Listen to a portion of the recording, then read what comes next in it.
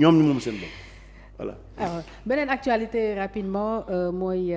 mbiram Samuel Sarr am na liberté provisoire sous bracelet électronique assigné à résidence Mansour Faye par contre mandat de dépôt nañ ko depuis début de semaine bi pour li ñu ko doon toppee surfacturation de 2 milliards 700 ci ceeb bi ñu fi jëndoon jamonoy mbasum coronavirus bi. waaw d'abord pour Samuel bon maa ngi kontaan ci mu génn. tu sais que bi ñu may mandat de dépôt bés boobu lañ ko jàpp mandat de dépôt. Samuel Samuel Sarr waaw ñoo dajandoo mu fekk ma ci kaaw ba ndeysaan keroo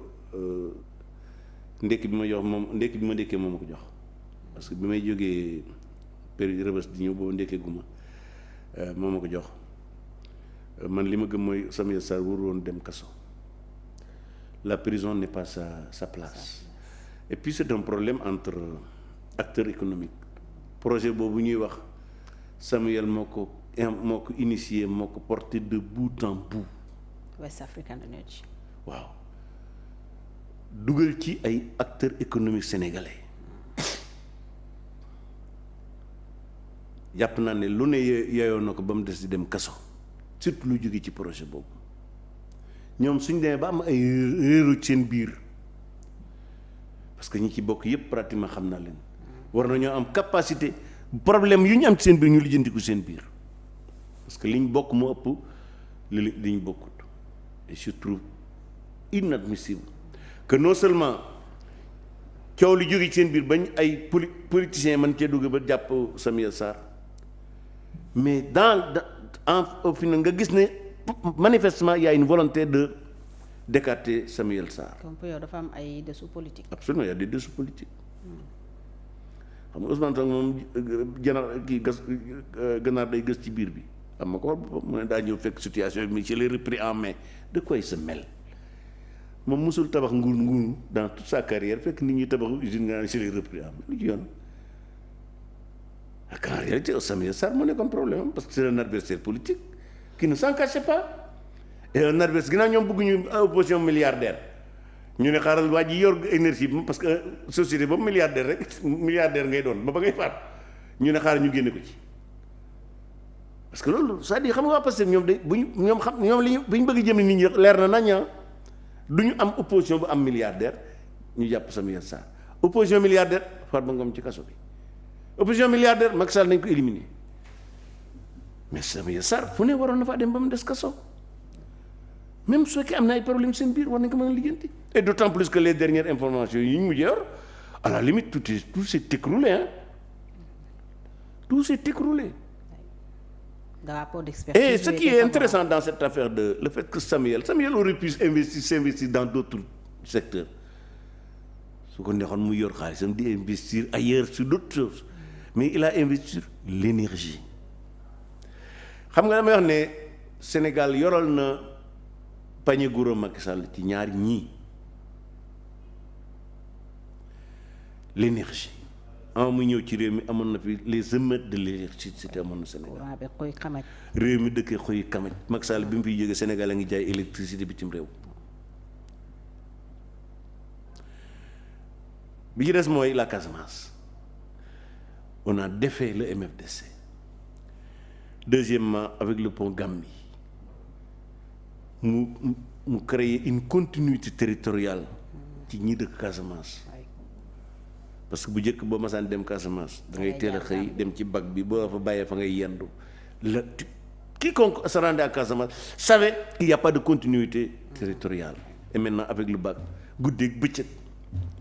tu peux y aller je crois que ñaar yooyu moom ça fait partie des actions les plus positives de Macky Sall. Samuel Sarr sachant le rôle que joue l'énergie parce qu'en réalité même l'industrialisation du pays du mën a am mukk lu dul ne dañoo am maîtrise de l'énergie. Oui, parce que le coût de l'énergie dafay impacter. parce que l'économie c'est l'énergie transformée koo xam ne yaa ngi dugal sa loxo ci énergie c'est que bëgg nga réew moom économiquement mu taxaw. accessibilité bi ak coût bi. muy un projet génial parce que souvent man li ma jàpp mooy même le pétrole bi ñu am nii ak gaz bi. bu ma sañoon la cay meññee ci xaalis la ci ëpp dañ koy investir dans l'énergie renouvelable ci ay centrales dans toutes les régions nga xam ne Sénégal day mën a am autonomie énergétique ci te du soxla charbon du soxla gasoil du soxla leneen su boobaa Sénégal am maîtrise de l'énergie courant bi yomb industrie yi da nga gis ñu jógee ñeneen réew ñëw fi parce que courant bi yomb day tax ça rend un pays attractif mais absolument parce que les coûts de l'énergie li muy occupé ci produit bi dafa bari donc lu mu gën a yomb produit gën a yomb. Premier ministre jàmbat na ko d'ailleurs keroog. Premier ministre du jàmbat nee na dafa cher. Premier ministre du jàmbat. te warul dem c'est-à-dire Ousmane Sonko daa war a bàyyi jàmbat fukki at la ko def ba ñu jox ko réew mu nekk premier ministre jàmbat jeex na jëfa des. dafa doon wax d'ailleurs je l'ai même commenté d'ailleurs je crois que tu l'as vu sur ma page. premier ministre du jàmbat day jëf. premier ministre du jàmbat day jëf c'est-à-dire parce que dañoo war a bàyyi jàmbat. ñoom jëw la ñu war moo tax même ñi ñuy yónni ci dans les débats dans les télé rajo la dañoo war a yónni ñi yor ay responsabilités parce que ñoom li leen war mooy expliquer Sénégalais li ñuy def fi mu toll. wax solution yi. oui c'est-à-dire expliquer Sénégalais yi ñoom li ñuy def. et non ñuy yóbbu ci ñoo xam dañuy werante te li ñuy wax lañ ci wax xamuñ ko dara parce que nekkuñu ci au niveau des sphères de décision. kon encore une fois véritablement man personnellement donc maa ngi souhaité et je pense que cette affaire de bracelet électronique. ce n'est qu'une étape et que bientôt ñu dindi ko parce que li ma jàpp mooy place am foofu la même chose aussi avec Farba Ngom ak ñoom Tahirou Sarr parce que ak même Khadim Ba c'est encore plus scandaleux l'affaire Khadim Ba c'est plus scandaleux encore et tout le monde est aujourd'hui unanime que Khadim Ba waratul toog une seconde en prison li ñu koy topp dara la ci defut parce que sax mënu koo def douane nan la mën a laaj ay droit douanier koo xam ne importé wut non mais faut qu'on arrête quoi encore maintenant pour ce qui concerne Mansour Faye maa bëgg bala ma ci rek ma bëgg a boole nga boole ma dellusiwaat tuuti ci Sophie Gladima d'abord boole ko Mansour gis nga Fatou les plus grands scandales politico-judiciaires du Sénégal depuis 1960 mooy affaire Sophie Gladima ak Mansour Faye c'est des otages politiques liñ leen jiiñ defuñu ko mënuñu koo def c'est extrêmement grave li nga xam ne moom lañ leen di toppee Sophie Gladima lan lañ koy toppee li grave Assemblée nationale bi mu koy mettre en accusation xam nga lu mu ko jiiñ lu mu jiiñ Sophie indice et présomption grave et concordante d'association de malfaiteurs, de détournement de deniers publics,